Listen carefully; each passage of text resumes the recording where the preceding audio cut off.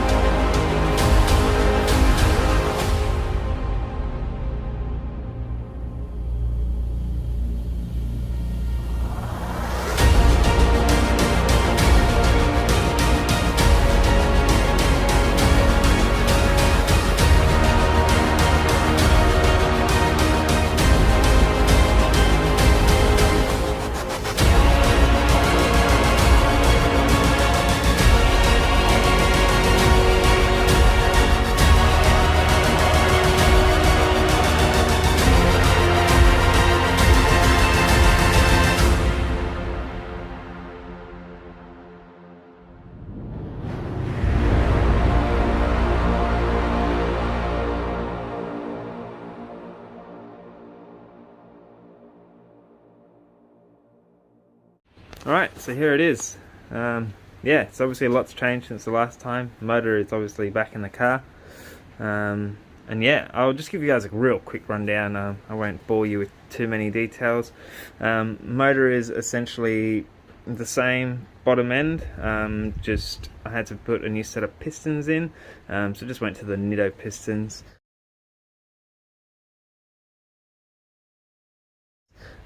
Still reusing the same rods as the previous setup, the Nitto H-beam rods, and still got the GDR crank. Went with an ATI dampener and also a Nitto oil pump this time round.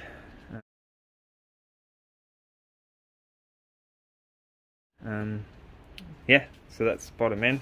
The other thing on the bottom end is also I've now gone to a 9-litre sump. I'll show you the sump here. So essentially the sump is from ASR and has baffling more for straight line stuff, not so much circuit stuff. This was a one-off sump that they built me. They didn't do up to 9 litres, but I was pretty pedantic that I wanted at least 9 litres because of the volume of the Nitto pump. So yeah, they also did a custom pickup for me, which was real nice because that will help just eliminate some of the issues that you have with the stock pickups. So the biggest change on the car is the head itself. After speaking with Mike, I chose to go to Rams over East. Now with this head, I wanted to go solid lifters.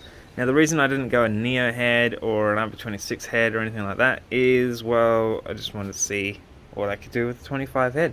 Yes, it's a little bit more expensive, but sourcing other heads is just as expensive these days, especially with the crazy COVID prices, and it's a pain in the ass. So I already had a perfectly usable head, so set that off. So what we did was CNC ported it, converted to solid lifters obviously, upgraded valve springs, etc, etc, oversized valves, and then a set of GSC R1 RB26 cams, which is 276 exhaust, 272 intake at about 10.5mm lift. So yeah, we'll see how that goes. So one thing I forgot to mention was the obvious rocker covers. So went to billet covers, billet Hypertune covers. One, I wanted the looks, but it turned out I was really lucky because the cams are studded, so the cam caps are now studded instead of bolts. The studs actually hit the standard RB25 covers. So I was really lucky because yeah, I'd already purchased these and it turns out I needed them. Anyway, I wanted RB26 covers, but I wasn't paying $2,000 for a set of covers, so went with the billet ones instead. They were cheaper. And then PRP engraved it for me, Speedboat and Brits Brothers Racing. So yeah, I think it looks really nice. I was really surprised with the how nice the red is. I've seen some, you know, because you compare it to, although it doesn't look too bad in the video, but this is like a real dull red, but this came out, you know, really nice candy look to it. I've retained the Borgia for now because I want to see how much difference the head makes to the whole setup. I'm going to run out of turbo, so I'm not expecting huge power gains, but what I am expecting is similar power on lower levels of boost. So we'll see how the Borgia goes. I mean, if it doesn't make enough with it on, and if I'm not happy with it, I'll throw a Precision 6870 on it. That's what I'm going to go to next if the Borgia doesn't work. The other change to try and help everything is I've gone to a 6 boost manifold. I used to have just like a local made manifold. When we took it off, I did some testing on it. It was pretty average. Number 1 and number 6 cylinder would basically feed themselves more than they'd feed the turbo. So, I mean, how this thing made even the power it did make is astonishing. It could explain why it was so lazy down low. The other thing is I used to only have a 3-inch dump pipe. We're now going to go to a 4-inch dump pipe to, again, just try and help the engine breathe that little bit better and give me a little bit more mid-range. Other changes, really try to tidy the wiring up. I mean, I know it's not perfect, but so yeah, basically got rid of the old shitty corrugated shit, replaced it with essentially this braided stuff. I mean, it's come out alright. I don't think it looks too bad. Redid the core pack wiring as well. I'll throw some photos in here of what it used to look like.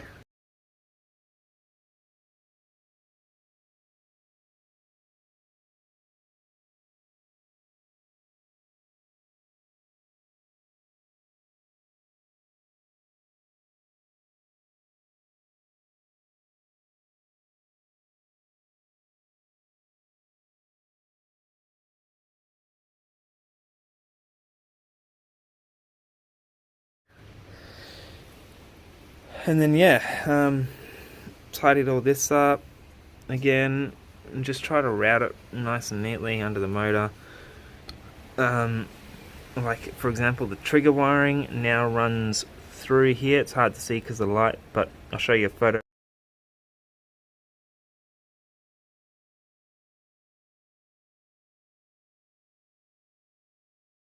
Photo runs through there, runs behind this cover, and then there's the wire there, pops out there, runs behind. So again, I'm trying to eliminate as much wiring up here. Even all the injector wiring I've turned to face down underneath the rail. So yeah, trying to keep this open as much as I can. For those who know the old setup, you would have remembered there was the coolant bleed valve or bleed line that used to sit here and used to run along there and look real shit. So we've moved it to down here, rerouted this hose, and then the other 2 hoses run under the intake manifold to the places that they need to go, basically. The other thing I've tried to do to help try and clean up the engine bay, you would have remembered my fuel pressure regulator used to sit just about here and on the angle, and it was really shit because I could never get my hand in here to even fucking pull the dipstick out and check oil. So we've now relocated that to back there, so nice out of the way. The fuel pressure sensor will now sit down there, so that's real nice. We're going to move the idle control valve down in here. So again, it should keep this all nice and open and flowing. Next thing that I've put on the car is this ID750 fuel filter. So this is about as good as fuel filtration gets on the market. So this goes right down to 5 micron and basically meets all the Bosch required OEM standards. So I just put it there, nice and easy to get to the filter. And you also have this gauge, which you can see there, which tells you how blocked the filter is, which is really nice. That's one thing I really like about it, because then you know, I mean, once it's blocked, you can change it out. Instead of, with my old Speedflow one, I used to have to do it like monthly just to be safe. But yeah, so that's where that's going. I painted this black so it just doesn't stick out, but left a bit so I can see to make sure that coolant levels are all good. Yeah, turbo side, I'm gonna have to remake my airbox because the 6-boost manifold brings the turbo forward and on an angle, so this just didn't work anymore with the old airbox. So we'll get around to remaking a new one eventually, but for now I'm just gonna leave all that just till I get the car running. I will repaint that, getting a new one of those. And I'm going to hack this out here. I'm going to cut it there and cut it there, and just like have as much open area for air to get into there. The other thing you may have noticed is I have resprayed, not resprayed actually, I've painted the engine bay. So I used a chassis paint and basically brushed it on. Also redid at the back there.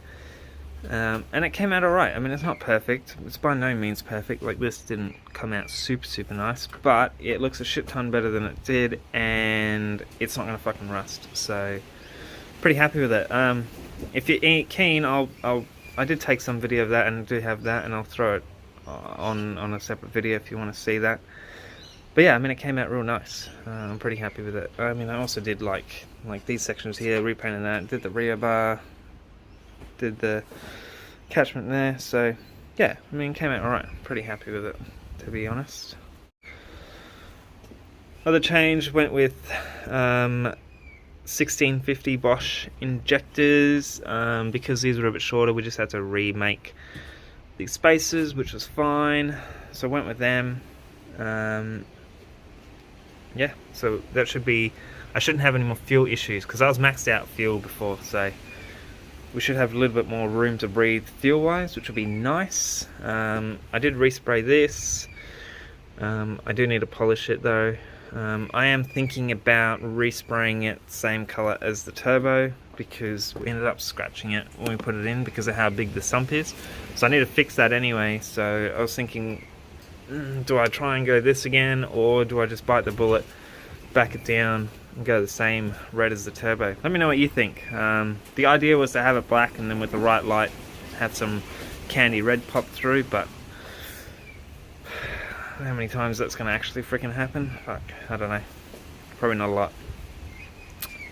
One thing we had to do to get the ATI damper in there was space out the power steering pump, which all we did was throw in a little spacer there, as you can see there, and that basically spaced it out enough to line up pulleys. We are just going to run a 3-rib onto the 4-rib. It'll be fine. If it gives me issues, I'll sort something else out. That's what I'm going to do for now. I'm not overly stressed about that. So yeah, that's it for now. There's obviously other things that I've changed, so I'm going to be doing a different catch can setup, which I'll show you in a separate video. I'm also installing an accumulator, a thermostat for the oil cooler, so again, I'll show you that in a separate video. And yeah, other than that, I will see you guys later, and there should be another video out soon, because now, today, I'm going to basically plumb up the fuel system. So plumb up the fuel system, I'm doing, so this is where I'm going to mount my Mac valve, and I'm going to do all braided vac lines. So yeah, I'll be doing all the lines today, and then this weekend I'm going to try and finish plumbing up the oil system and the accumulator, so then, and the catch can, which will sit down the bottom there. So yeah, stick around. Thanks for watching. I know it was a bit of a boring video, but the car's not far off. So I'll see you guys later. Cheers.